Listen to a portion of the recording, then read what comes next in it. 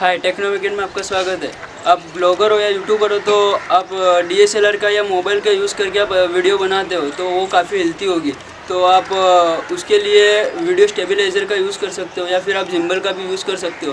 तो इसके लिए जो जिम्बल होता है वो काफ़ी कॉस्टली होता है, वो ऑनलाइन या ऑफलाइन आपको मिल जाता है। तो इसलिए मैं इस वीडियो में जिम्बल बनाने वाला हूँ जो काफ़ी सिंपल होगा और काफ़ी सस्ता भी होगा। और आपको वो बनाने के लिए एक प्लास्टिक के पाइप की यूज़ करके मैं ये वाला पूरा वीडियो बनाने वाला हूँ।